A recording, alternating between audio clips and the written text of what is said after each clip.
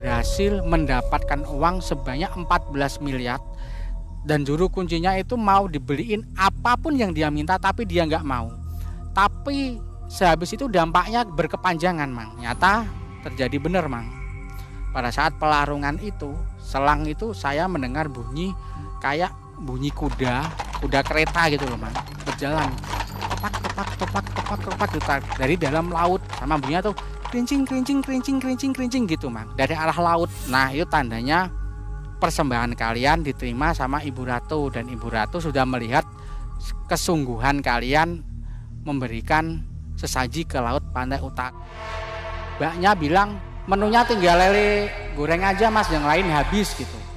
Dan di dalam warung itu ada 2 orang wanita sama 1 laki-laki. Waktu menawarkan menu itu 2 perempuan itu nggak memperlihatkan wajahnya ke kita, tapi agak dijauhan kayak memegang kerjaan gitu loh, Mang. Begitu kagetnya saya sesudah saya melihat wanita yang nyuguhkan makanan itu tadi. Ternyata wanita itu, Mang, adalah wanita yang di perahu itu tadi. Ternyata gitu. Saya terus bakar sate, saya sambil bilang, "Teh sate," gitu, Mang.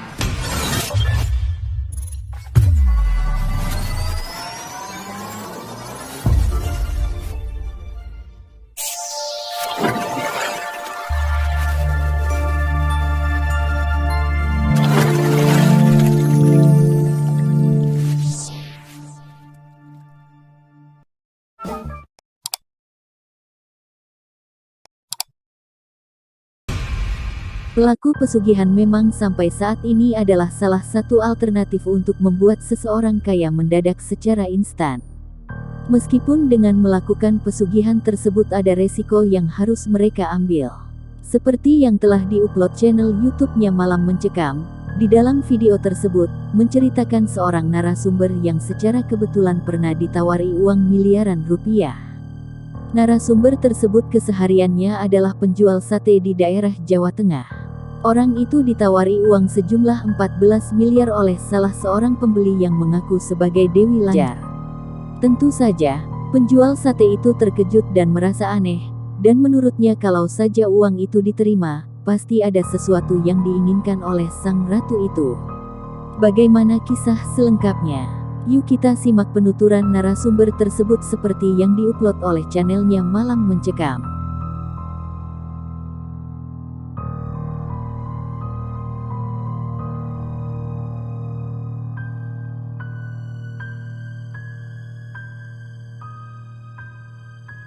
Itu terjadi pada tahun 2011, sepulangnya saya dari merantau dari Bangka Belitung. Saya itu diajak bude saya ke ahli supranatural yang kebetulan rumahnya itu tidak jauh dari rumah saya, cuma 20 menitan kira-kira. Saya diajak datang ke tempat ahli supranatural itu, namanya Pak Supri.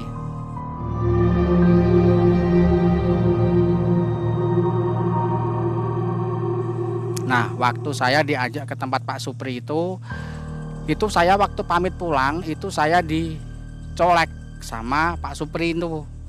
"Mas, kalau ada waktu luang, mainlah ke sini ngobrol-ngobrol atau ngopi-ngopi ke sini," gitu. Kebetulan sehabis saya pulang merantau kan saya belum dapat kerjaan. Jadi saya istilahnya gabut lah kalau malam nggak ada teman kan. Nah, saya ke tempatnya Pak Supri itu aja. Wong tempatnya juga nggak terlalu jauh kan dari tempat saya, cuma 20 menit gitu. Sesampainya saya di tempatnya Pak Supri, saya tuh diajak ngobrol dan memulai obrolan itu dengan obrolan yang berbau hal gaib, Man. Pak Supri bilang, "Mas, suka hal-hal gaib gak?" gitu.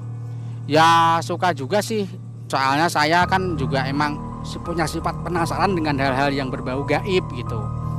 Terus Pak Suprinya bilang, "Saya itu ada teman, Mas, berjumlah 6 orang dengan saya itu suka ekspedisi hal-hal gaib gitu. Kalau Masnya nggak kemalaman pulang, saya datengin ya ke sini gitu." "Oh iya Pak, nggak apa-apa, datengin aja biar rame ngobrolnya enak," saya gitu kan. Ditelepon lah satu persatu. Datang mereka semua. Kebetulan saat itu kan puasa Ramadan. Nah, puasa Ramadan kita ngobrol sambil nunggu sahur, Mang, gitu. Yang diobrolin tuh semalaman emang hal-hal gaib itu semua gitu loh. Akhirnya dari pertama kali saya datang ke tempatnya Pak Supri itu, jadi kebiasaan saya sering ke tempatnya Pak Supri, ya ngobrol-ngobrol segala macam apalah, tapi intinya yang kita obrolin di situ tuh hal gaib semua gitu. Nah, pada saat momen menjelang Lebaran itu ada ibu-ibu dua, mungkin pasiennya Pak Supri ini datang ngantar makanan ya. Itu bilang, sekali-sekali kita liburan sekalian ngalap berkah gitu. Terus saya tanya sama Pak Suprinya, kemana Pak kira-kira yang liburan sekalian ngalap berkah? Ke Pantai Pekalongan saja Mas gitu. Mana itu Pantai Pekalongan? Pantainya Ibu Ratu, Pantai Utara gitu. Ya sudah, sepakat Lebaran ke-7 dana dikumpulin ya, kita berangkat ke Pantai Pekalongan. Nah, waktu kita liburan ke sana, Pak Supri serta beberapa temannya itu nyari ada nggak pantai ini juru kuncinya gitu. Ternyata ada. Beliau itu nanya gimana kalau melakukan ritual itu di pantai ini, caranya gimana, dan harus dengan hari-hari tertentu apa enggak gitu. Nah, akhirnya dikasih tahu ada hari-hari tertentu untuk melakukan ritual di sini. Itu hari malam Senin, malam Selasa Pahing, sama Jumat malam Sabtu Kliwon. Itu dibolehin, selain itu gak diperbolehin gitu. Akhirnya sesudah kita liburan, kita pulang, ngumpul-ngumpul lagi yang 7 orang termasuk saya itu mau mencoba menjual sate gagak di pantai itu sama sate bulus. Lalu saya tanya, menjual gagak sama sate bulus itu kan perlu dana besar Pak, soalnya kan gagaknya aja harganya mahal. Saya bilang gitu, kita nanti patungan saja Mas, bilang gitu Pak Suprinya. Sesudah itu sepakat kita patungan, terkumpullah uang saat itu 7.300.000. Lalu saya coba-coba cari info soal di mana yang menjual burung gagak. Akhirnya dapat dekat pom bensin Sukoharjo, Jawa Tengah. Itu ada yang memposting menjual burung gagak dari Bali. Kita datang ke sana, itu mintanya 6 juta satu ekor burung gagak. Kita beli, sudah kita beli, kita bawa pulang. Kita pulang bawa burung gagak sama bulusnya. Saya tanya sama spiritualnya, apa ini membikin sate gagaknya ini seperti membikin sate biasa atau beda? Saya gitu. Oh beda cara bikinnya gitu. Bedanya gimana? Jadi pertama burung gagak sama bulusnya ini disembelih, tapi darahnya nanti nggak boleh dibuang, ditaruh di satu wadah gitu kan.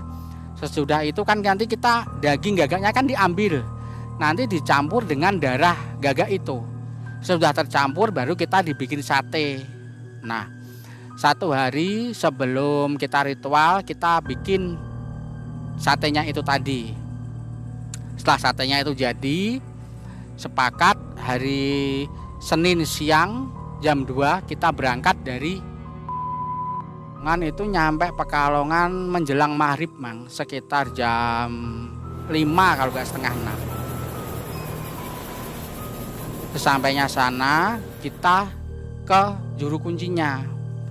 Ternyata juru kuncinya ini nggak mau nganter, tapi udah memberi izin dia.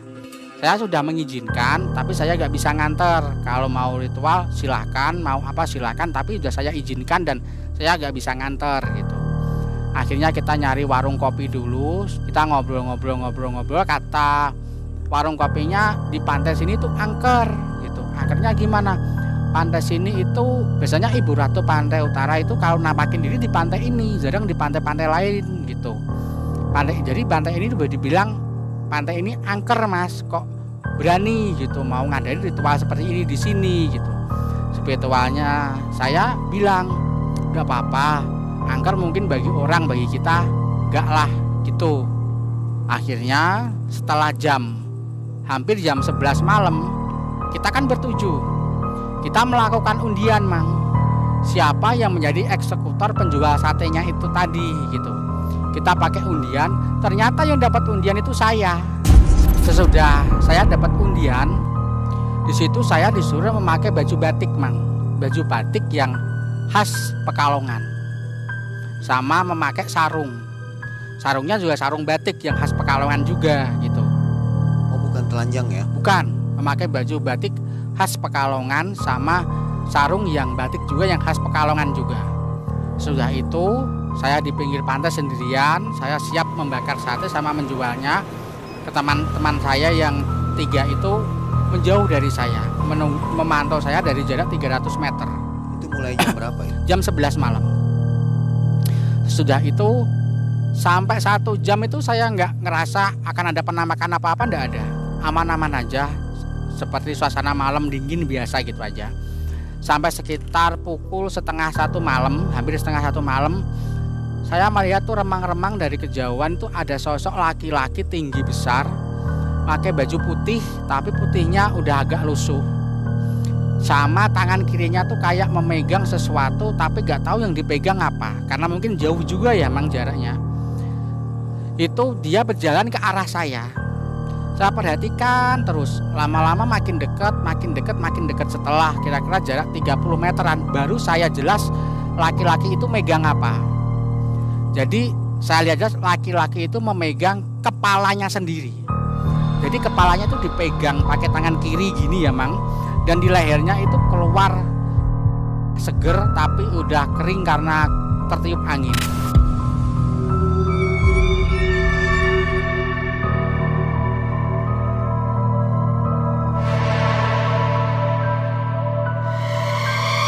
Karena saya mungkin kan kaget, agak shock gitu ya Mang. Saya bilang astagfirullahaladzim saya gitu. Sesaat setelah saya bilang gitu, dalam hitungan detik makhluk itu hilang Mang. Saya bilang, mungkin ini cuman godaan saya gitu. Saya terus bakar sate, saya sambil bilang sate gitu Mang. Kira-kira sekitar hampir jam 2, setengah 2 lebih dikit lah. Itu saya dengar tuh bunyi suara hewan besar yang masuk ke dalam air biur gitu Mang. Keras banget bunyinya. Saya kaget, itu bunyi apa ya gitu. Saya berjalan ke sebelah kiri, gak ada apa-apa. Saya berjalan ke kanan kira-kira sampai 10 meter, saya lihat Mang. Itu ada sosok buaya, panjangnya itu 5 meter. Besar banget buayanya, bukan buaya umumnya.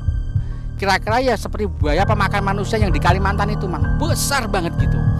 Tapi anehnya ketiga-tiganya itu buayanya itu mulutnya tuh ada kantong warna merah. Gak tahu isi kantongnya itu apa. Saya liatin terus sambil saya ketakutan. Karena saya takutnya bukan apa-apa Mang. Saya berpikirnya gini, kalau makhluk itu memakan saya habis sebesar itu gitu. Saya dimakan makhluk itu 1 aja udah habis, apalagi 3 saya gitu. Lalu saya dalam hati berdoa gini, ya Allah saya minta perlindungan. Saya berdoa gitu aja, seketika makhluk itu juga menghilang Mang. Saat itu menghilang, gak tahu wujudnya kemana. Jadi posisi saya saat itu tuh di pinggir pantai Mang. Jadi saya terus depan saya itu paling jarak 3 meter udah laut. Itu benar-benar di pinggir pantai gitu loh. Setelah itu, setelah makhluk kedua itu hilang, saya hanya bilang, mungkin ini godaan juga gitu. Saya masih tetap bakar sate sambil bilang gitu Mang. Itu lama sekali Mang, sampai sekitar pukul jam 3 hampir setengah 4. Saya tuh udah mendengar sayup-sayup di kejauhan itu suara korik di masjid. Tapi jauh banget kayaknya. Itu di depan saya duduk di pinggir pantai itu Mang. Saya tuh melihat ada 2 perahu orang cari ikan biasa gitu Mang. 2. Itu di dalam perahu itu ada 2 sosok wanita. Sama ada beberapa kantong. Nggak tahu isi kantongnya apa. Setelah jaraknya agak dekat, itu sekelebat itu kantong itu tertiup angin. Saya melihat ada uang 50 ribuan. Baru saya percaya kalau dalam kantong itu pasti isinya uang. Saya gitu Mang. Setelah mereka meminggirkan perahu, 2 wanita itu menghampiri saya. Jadi wanita itu seperti wanita pada umumnya ya Mang. Enggak yang memakai baju kebaya atau apa gitu, enggak. Cuman memakai baju rok biasa orang-orang kayak wanita-wanita pada umumnya gitu loh Mang. Cuman mereka tuh pinter naik perahunya gitu. Saya ingat kalau Pak Supri tadi itu bilang minta semahal mungkin gitu kan. Nah, saya berpikir di dalam kantong itu isinya uang semua, lebih dari 5 karung. Cukuplah menurut saya bilang gitu. Cukup saya gitu. Saya bungkus pakai daun pisang, saya kasihkan ke mereka. Setelah ditaruh di sebelah kanan, mereka berjalan menuju ke perahu mereka lagi, mau pergi gitu loh Mang. Karena saya saking senengnya ngasih lah, ibaratnya orang kerja itu dapat hasil gitu loh. Saya bilang alhamdulillah, saya gitu kan saking senengnya Mang. Seketika kedua wanita itu mempalingkan wajahnya ke saya dengan tatapan yang tajam dan sangat marah sekali. Dan mereka tuh menghilang tertiup angin. Dan anehnya kantong di sebelah saya yang saya udah pegang, saya udah lihat uangnya, serinya, pecahan 50 ribuan, itu juga menghilang seketika Mang.